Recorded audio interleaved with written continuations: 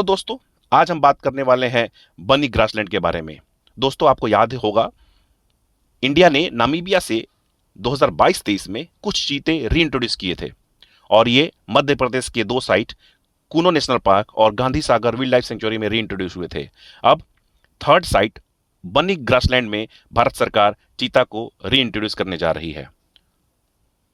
अब हम अगर लोकेशन की बात करें तो ये जो बनी ग्रासलैंड है वो रन ऑफ कच्छ में पड़ता है और बेसिकली ऐसा माना जाता है कि ये जो ग्रासलैंड है वो सी सरफेस से इमर्ज्ड हुआ है और ये टेक्टोनिक एक्टिविटी की वजह से ऐसा हुआ है।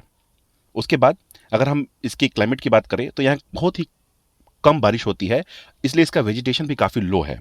यहाँ बेसिकली साल्ट टॉलरेंट जो वेजिटेशन है वो पाए जाते हैं और जिनको हेलोफाइट्स कहा जाता है।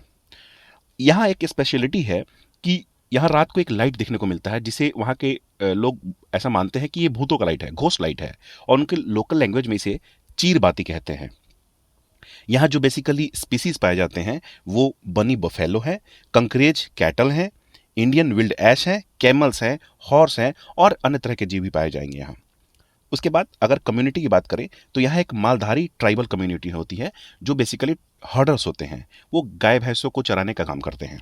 उसके बाद अगर हम एक बार चीता को नज़र डालें तो चीता बेसिकली इंडिया से एक्सटिंक्ट माना जाता है और ये 1952 में ही इसको एक्सटिंक्ट डिक्लेयर कर दिया गया था। वाइल्ड लाइफ प्रोटेक्शन एक्ट के हिसाब से ये शेड्यूल 1 में आता है और IUCN रेड के हिसाब से जो एशियन चीता है उसको क्रिटिकली इंडेंजर्ड माना जाता है। आपको इन्फॉर्मेशन के लिए ये भी बता दूं कि जो अफ्रीकन चीता है वो क्रिटिकली इंडेंजर्ड नहीं है, वो वल्नरेबल है, जबकि एशियाटिक चीता जो है वो क्रिटिकली इंडेंजर्ड है।